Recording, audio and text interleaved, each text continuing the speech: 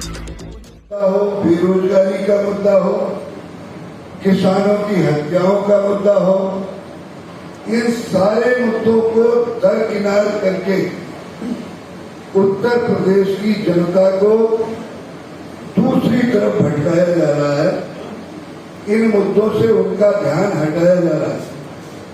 तब प्रगतिशील समाजवादी पार्टी ने ये निर्णय लिया कि हम सामाजिक परिवर्तन रथ यात्रा लेकर निकलेंगे और हर शहर में, हर कस्बे में, हर गांव में होकर निकलेंगे और वहां के किसानों को, नौजवानों को, जो गांव गरीब के लोग हैं, उन लोगों को अपनी सामाजिक परिवर्तन रथ यात्रा के माध्यम से जागरूक करेंगे और उनसे निवेदन करेंगे कि इस तरह की जालिम सरकार को, नाकारा सरकार को बारिश में उखाड़ कर फेंक दें।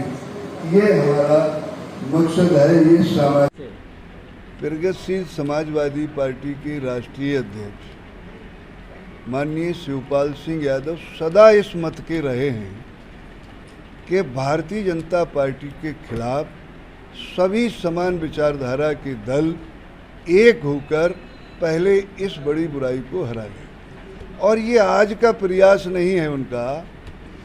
आपको अवगत होगा कि 14 के लोकसभा के चुनाव से पहले भी उन्होंने एक प्रयास किया था सारे विपक्ष के लोगों को, चाहे वो लालू प्रसाद जी हों, चाहे देव गौड़ा हों, चाहे चौटाला साहब हों, इन सारे लोगों को माननीय नेताजी के यहाँ उन्होंने इकट्ठा कर दिया था, मगर उसमें हम लोग सफल नहीं हो पाए किसी कारणों से।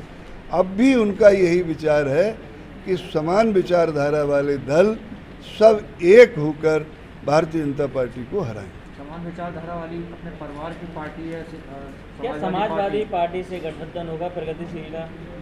किस प्रकार का चुनाव दोनों पार्टियां अगर मिलती हैं किस उस पर लड़ेंगी?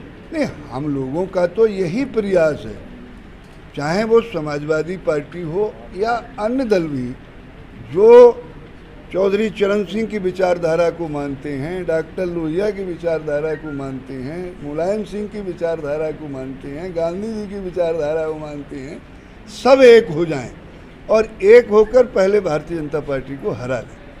क्या चाचा भतीजे एक होंगे? अब हम लोगों का तो प्रयास है।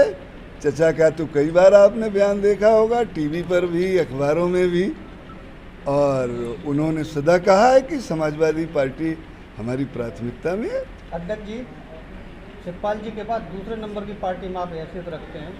अगर गठबंधन की नौबत आती है समाजवादी पार्टी से तो कितनी टिकटों पर मान जाएंगे?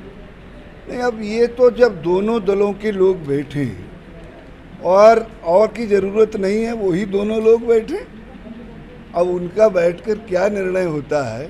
सीटें बीच में आने वाली नहीं हैं, अगर दिल मिल जाएंगे तो सब ठीक हो जाएगा। सामाजिक परिवर्तन रथ यात्रा निकाली, उद्देश्य क्या है इसका?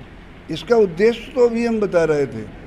आज की तारीख में उत्तर प्रदेश की जनता को गुमराह किया जा रहा है। जो असली मुद्दे हैं जनता के, महंगाई कितना बड़ा मुद्दा है। आप लोग भी पेट्रोल डलवाते होगे मोटरसाइकिल में, कार में डीजल डलवाते होगे तो पता लगता होगा एकदम जेब खाली हो जाती है। कहाँ पहुँच गया पेट्रोल?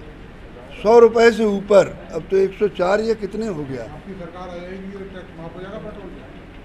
अब कोशिश तो यही है, क्योंकि ये सेंटर का मामला है, तो जब तक सेंटर को नहीं हिला पाएंगे तो ये कहना,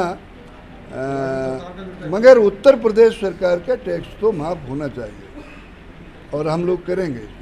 डीजल और पेट्रोल सस्ता करेंगे।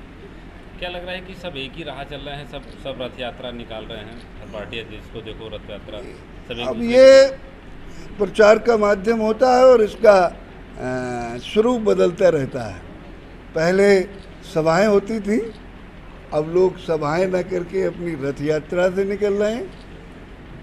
हर पार्टी निकल रही है, अपना अपना प्रचार कर रही है। रथ यात्रा में प्रमुख चेहरा किनका रहेगा? देखो, हमारे पार्टी के तो राष्ट्रीय अध्यक्ष जी स्वयं रथ पर चल रहे हैं और उन्हीं के चेहरे पर हम लोग जनता के बीच में जा रहे हैं। क्या नाइट स्टे यहाँ होगा या नाइट स्टे होगा और दूसरे दिन 27 को पत्र आ जाएगा आप लोगों के पास, मगर हम अभी से निमंत्रित कर रहे हैं कि 9:30 बजे माननीय राष्ट्रीय अध्यक्ष जी यहीं प्रेस करेंगे और आप लोगों से रूबरू होंगे, उनसे बात करना।